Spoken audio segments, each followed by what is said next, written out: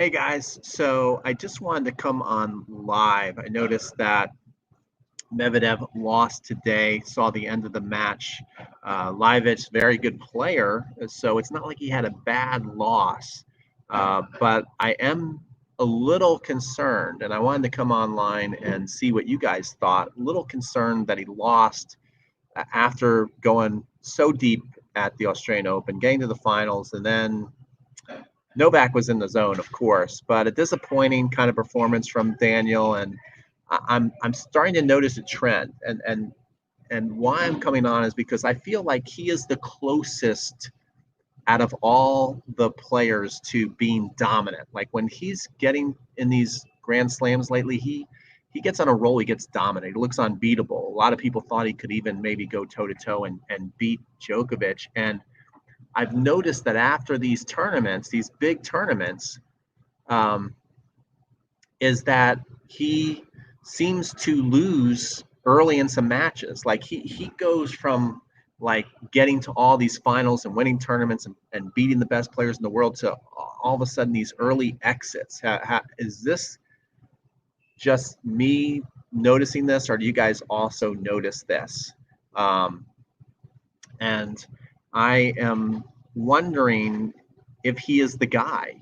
I think he could be the guy, but this is starting to become a pattern. It seems like the next geners all have these patterns of inconsistency. And we know that Novak, Roger, and Rafa, they're the opposite. They're always consistent. They're always winning. They'll go from a Grand Slam tournament, they'll get to the finals, and then they'll go to the next tournament and they'll get to the finals and they'll win that again. And I'm looking for that next player who's going to be consistent. Medvedev has the game, I think, to go tournament after tournament, be consistent, start to dominate. Unless he's playing like a Rafa, or Roger, or Novak, he should be dominating now. And so it's kind of weird that now again, I don't want to take anything from his opponent. I think his opponent, I'm actually surprised his opponent is not more consistently. Lajovic is a great player. He's not more consistently ranked in a higher level because I think he's got a beautiful game. He can beat anybody on any given day. But again, when we're talking about who's the next in line for the throne, it's Daniel's job if he wants to be the guy to beat him, to not lose to players that are very good. Everybody's very good on the tour, and so just wondering what you guys think.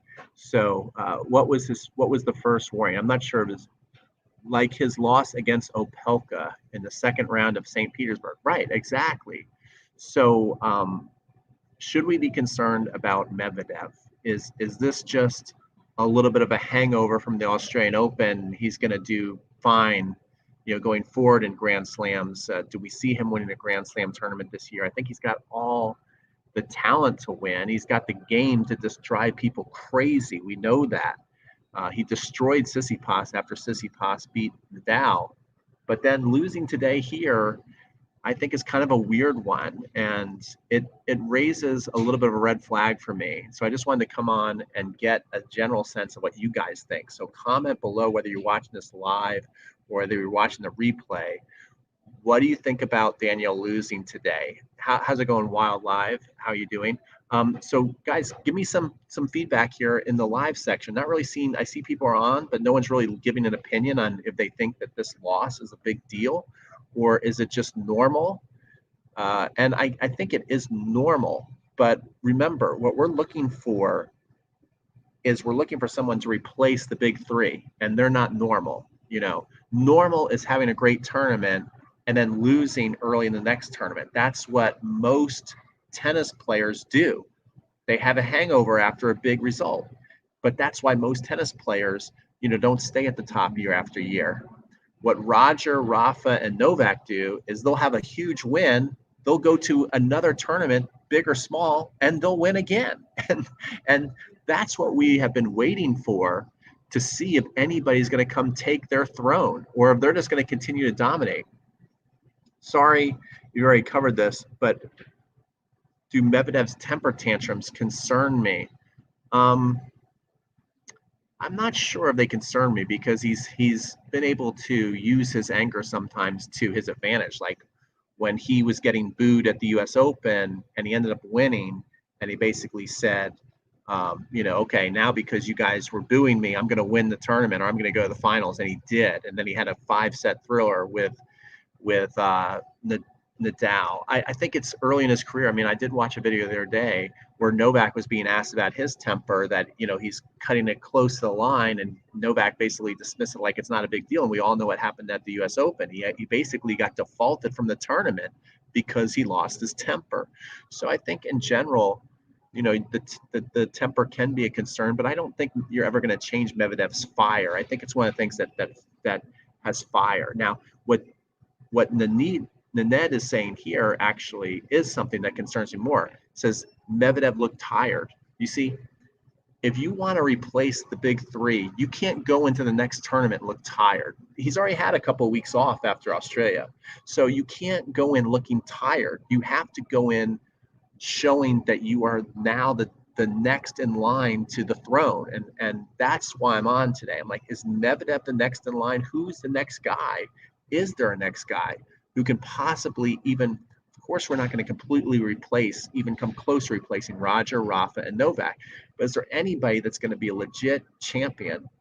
Let's see. I think Medvedev takes time to get on that groove. Like someone like him, yeah, I guess so. I guess maybe he struggles when he has to go from court surface to court surface, and that maybe his game does take time to get grooved in. But he's going to have to figure it out if he wants to be number one. And he kind of, to me, the people who are saying outright that they want to be number one are Medvedev. He kind of talks big game. Tsitsipas talks a big game. I think they're the two closest, and they talk a big game. Like they want to win Grand Slam tournaments. And Dominic Thiem has proven himself, I guess, at the U.S. Open, although he beat Zverev.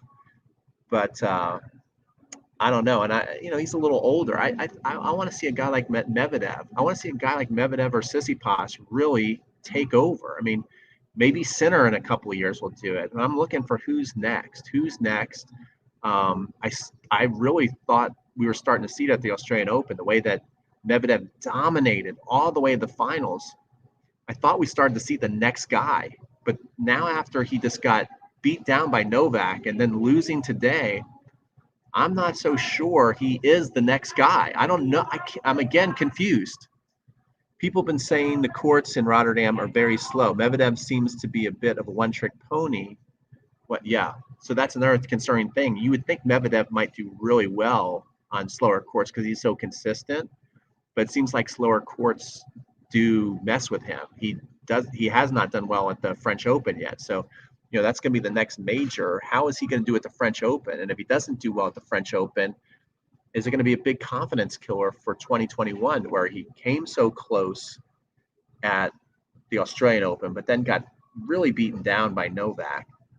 He's having some early losses. Then he goes to the clay. What if he doesn't do well on clay? Then you go to the grass. Now his last chance is all of a sudden U.S. Open. And all of a sudden, Medvedev goes from having possibly a career breakthrough year to another disappointing, we still don't have the next person in line for a championship. So I want to see, I love to see Novak hold the trophy. I love to see Roger hold the trophy. I love to see Rafa hold the trophy. But I want to see somebody who's next in line hold one of those trophies and earn it and kind of keep their dominance. I want to see somebody else take over. And I don't know. This raises a lot of question marks in my mind about Medvedev.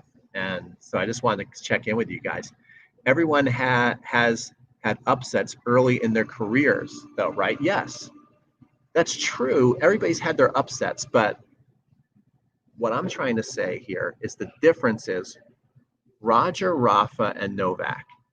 They have that unique, rare ability to win a big tournament and then go into a small tournament and not have a hangover. They show up every tournament. They don't have these letdowns. And that is the big downside of the next geners that I see, is they just have so many ups and downs. They get our hopes up by looking incredible, And then they can go away for like 3 or 4 months to where they're getting very average results. And ever since I've been growing up as a tennis fan, there's always that next person. Now, they're having to break through the top 3 greatest players of all time. So I understand that this is a totally unique problem that's hard for the younger generation to break through. But I remember, guys, McEnroe knocked off Borg. This is basically my life watching tennis. I first saw McEnroe knock off Borg. He knocked him out of the game. Then Lendl started to dominate, right? Then you started to see who was next after that. Then you had the Beckers and the Edbergs, and then Agassi came along. Then Sampras came along. He dominated. 19 years old. He came on the tour. He didn't need a long time to start figuring out how to win consistently. Once Sampras came on, he won consistently. And then we got into the Roger era, the Rafa era, the Novak era. We're not seeing that next promising generation that looks like they're going to be there every week. And I feel sorry for them because I know it's hard to break through the top 3. But in a tournament like this, where he's not going to have to face one of those 3, he should win the tournament. If he wants to be the next dude in line, he should be going off that high of the Australian Open and win a tournament like this, if he's going to be that person. That's right. Wildlife says young, but should be in his prime. Look at what the big 3 had accomplished by 25. Exactly. That's exactly my point. Look at what they accomplished by age 25. How many Grand Slams by age 25, people are already saying Roger was the greatest ever. Think about that. Borg retired at 26. By 26, Borg had 5 Wimbledons and 6 Frenches by age 26. So being young shouldn't be an excuse. Becker won Wimbledon at 17, guys. McEnroe was challenging Borg when he was in college. So we can't use young as an excuse. We can certainly use, it's just tough to beat the 3 greatest players of all time in a tournament. That's hard to do. And they seem to be somehow getting better, even though they're in their 30s. They seem to be getting better. But what I'm saying is, in a tournament like this, Medvedev should win it if he wants to be the next guy. He shouldn't be going out to Lajovic, who's a great player, love his game, but he's got to figure out a way to win that match. I'm not even sure the big 3, good or bad for tennis. It's right. It's almost like we're so spoiled. What's going to happen when they leave, especially if no one makes a statement before they leave, it's big trouble for tennis. Who's going to give these guys any legitimacy? That's my point.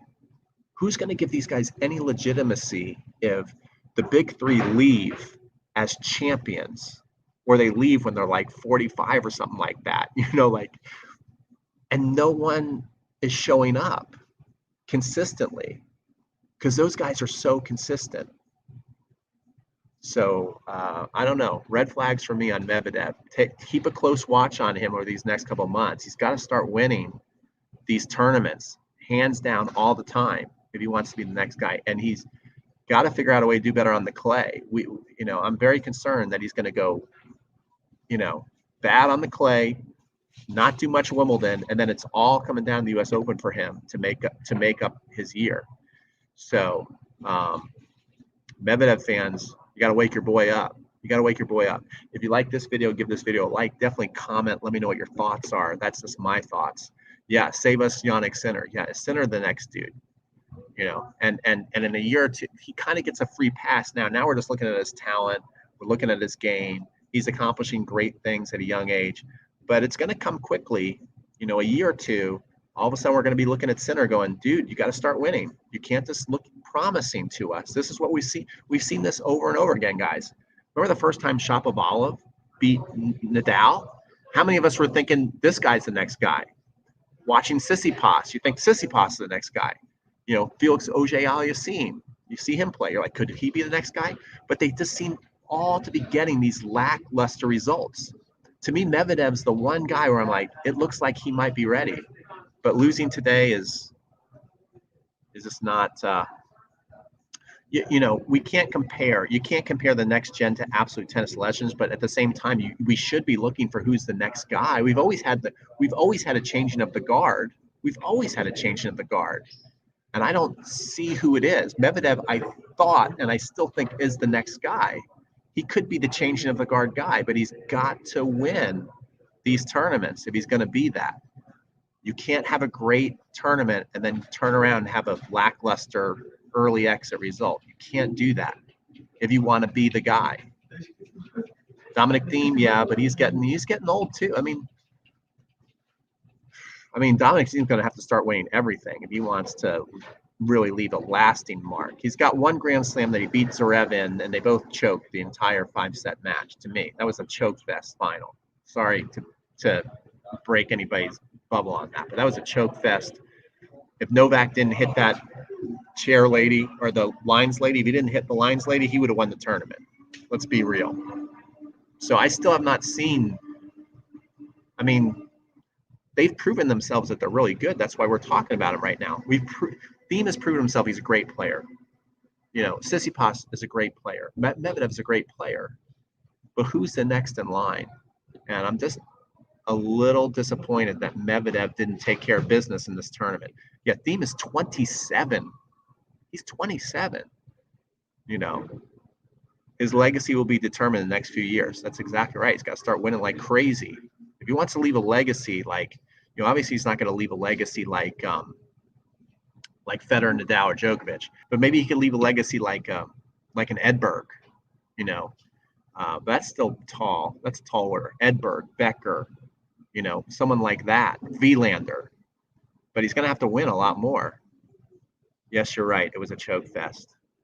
Okay, guys. So I just wanted to check in with you guys. Make sure you comment. What is Medvedev the next guy? Who's the next guy? If Medvedev is not, who is? Is it Sinner? Is it Tsitsipas? Is it nobody?